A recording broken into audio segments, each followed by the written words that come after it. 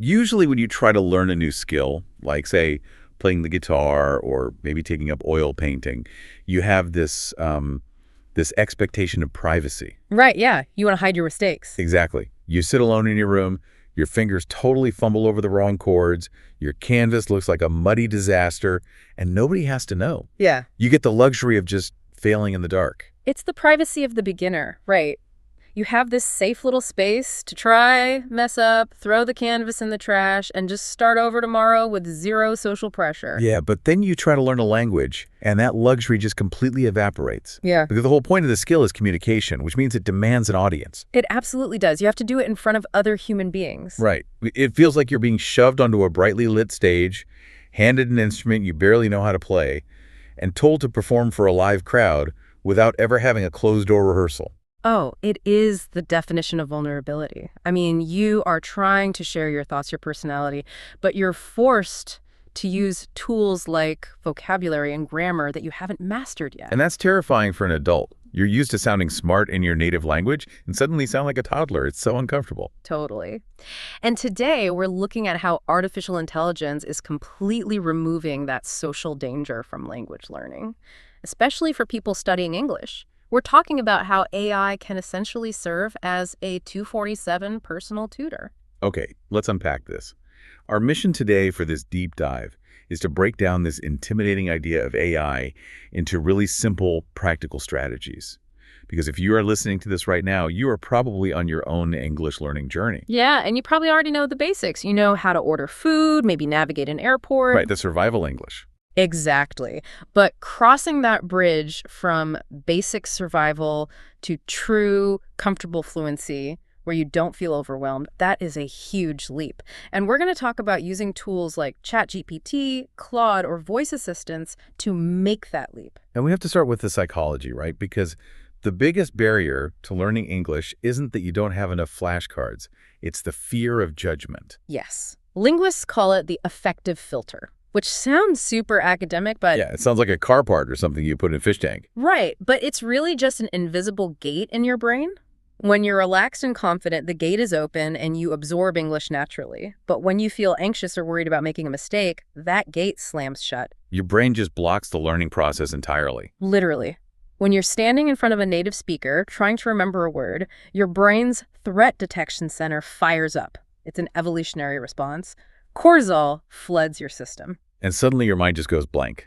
I mean, we've all been there. You start sweating, you stammer. Yeah, because there's a ticking clock in a real human conversation. If someone asks you a question and you need 10 seconds to translate the thought in your head... The silence is agonizing. You feel like you're wasting their time. Exactly. And this is where AI fundamentally changes the game. It acts as a totally patient friend.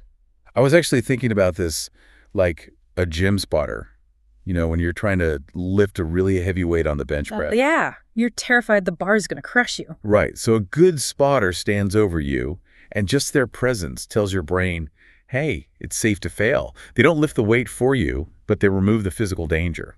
AI is like a cognitive gem spotter. It entirely removes the social danger. That's a great way to put it. You still have to do the work, but you can take 10 full minutes to write a single English sentence, and the AI isn't going to check its watch or judge you. What's fascinating here is how that safe space immediately helps learners escape what we call the vocabulary rut. Oh, the vocabulary rut. Mm-hmm. When you get to an intermediate level and you just use the same 5 basic words over and over. Yes. You say very happy, very sad, very good. Everything is just very nice. The food is very nice. The movie is very nice. It works, but it's just so basic. Well, your brain defaults to those words because they're easy to remember when you're stressed. But with an AI, you can pause the clock. You can type your basic sentence like, I was very happy about the news. And then what? Yeah. You just ask it for better words. Exactly. You prompt the AI. Give me 5 advanced, intermediate level alternatives to very happy that fit the context of getting a promotion at work. Oh, wow. So instead of just a dictionary, it gives you exact words for your specific situation. Right. Within seconds, it says, try using thrilled, ecstatic, overjoyed, or delighted. And it gives you example sentences for each one. So you're actually using your own real-life thoughts, and the AI is just helping you upgrade them. That makes it so much easier to remember. Yes, because it has emotional relevance to you. But of course, knowing a fancy word like ecstatic Doesn't help if you don't know how to use it in the real world. Right, which brings us to context. Because reading generic textbook sentences, John goes to the bank, is just painfully boring. It is, and your brain won't remember it if it's boring. That's why we use AI for contextual reading. You can ask it to generate stories based on things you actually care about. Like, let's say I'm really into cooking. Perfect. You don't read about John at the bank. You tell the AI, write a short story about a chaotic kitchen during the dinner rush, use intermediate English, and include some advanced idioms about multitasking. That is so cool. So it'll give you idioms like, I'm in the weeds or under the gun, Yeah. but inside a story about cooking. Exactly. If you love travel, ask for a story about missing a flight. You are creating a custom curriculum based on your hobbies. I love that. But I have to push back a little here because vocabulary and idioms are one thing, but what about when you hit a grammatical wall? Grammar can be so frustrating. It really can. What kind of wall are you thinking of? Well, there's that classic English nightmare with gerunds and infinitives, like the difference between I stopped to talk to him and I stopped talking to him. Ah, yes. Just changing that one little verb form completely changes the reality of the situation. Right. I stopped to talk to him means I stopped walking so I could say hello. Okay. But I stopped talking to him means we had a fight and I ended the friendship. It's a massive difference. And if you ask a textbook to explain that, it gives you this horrible, dense explanation like the verb stop takes the infinitive to indicate purpose. I mean, my eyes just glaze over. Yeah, that linguistic jargon is way too overwhelming. So isn't there a risk that the AI will just talk to you like a boring university professor? If you just ask a generic question, yes, it might. But this is where you use the ultimate life hack prompt. Explain it to me like I'm a 12-year-old. Explain it to me like I'm a 12-year-old. Really, does that actually work? It works beautifully. It forces the AI to drop all the academic jargon. It won't talk about infinitives or indicating purpose. What will it say instead? It will give you a concrete example. It will say, imagine you're running. You see a friend. You stop running to say hi. That's, I stopped to talk. It simplifies the language without losing the meaning. Oh, that makes so much sense. It just strips away the confusing grammar terms. You're completely in control of how the teacher talks to you. Exactly. You democratize the learning, but of course, reading and writing are only half the battle. Right. Eventually, you have to open your mouth and actually speak English out loud, and that uses totally different muscles in your brain. Oh, completely different. When you type, you have time to edit. When you speak, you have to find the word, arrange the grammar, and physically pronounce it all in a fraction of a second. Here's where it gets really interesting. Because these new AI apps have these advanced voice modes now.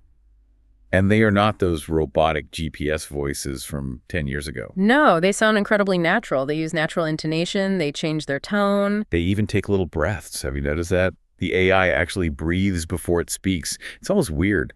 It is a little eerie, but it's done on purpose. Human conversation relies on those audio cues. When someone takes a breath, you know it's their turn to speak. The AI does it so the conversation feels natural and not aggressive. It tricks your brain into feeling like you're talking to a real person. So how do we use this for actually getting fluent? Role plays. High-stakes mock role plays. You can set up scenarios that would normally terrify you. Like a job interview. Exactly. You tell the AI, I'm applying for a marketing job. Act as the interviewer. Ask me 5 tough questions one at a time and listen to my answers. Wow. So you get to practice this incredibly stressful conversation, but you're just sitting on your couch in your pajamas.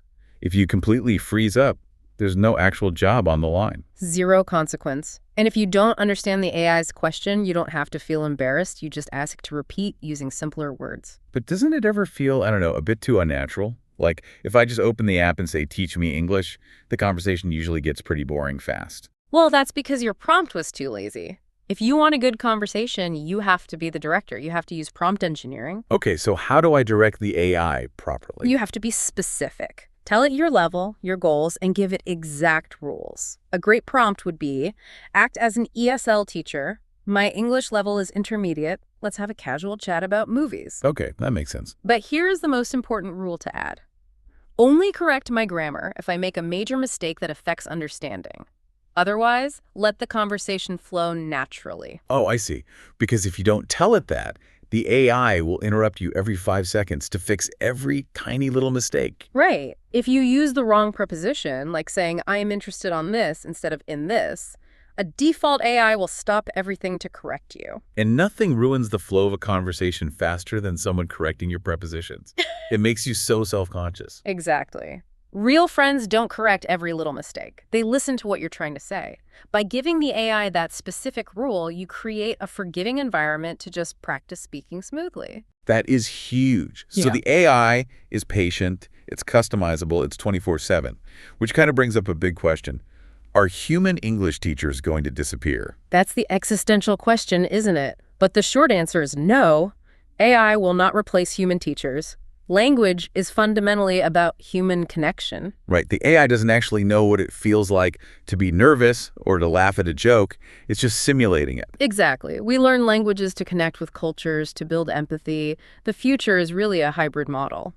So using both, we actually have 3 great vocabulary phrases from our sources that perfectly describe this relationship. I'd love to highlight them for the listeners to practice. Oh, let's hear them. The first one is trial and error. Ah, yes. Learning by trying things and making mistakes. Right, which you can do safely with the AI.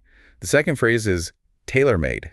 Like how the AI creates a customized curriculum just for you, fitting your exact schedule and hobbies. Exactly. And the third one is to complement. And we want to emphasize the spelling here. It's complement with an E in the middle, meaning 2 things working together to make a better whole. Right. The AI should complement traditional classes, not replace them. You use the AI for the daily practice, the drills, the role plays, You do the repetitive heavy lifting with the machine. and then you use human teachers and friends for genuine connection, motivation, and actual cultural exchange. So what does this all mean? We've talked about how AI is this amazing patient friend that helps you escape the vocabulary rut. It can explain grammar like you're 12 years old, and it gives you a safe space to practice speaking without anxiety. It really is a game changer for English learners. But I like to think of it like a really high-tech running shoe. A running shoe. Yeah, the shoe is an amazing tool. It's comfortable. It makes running more efficient.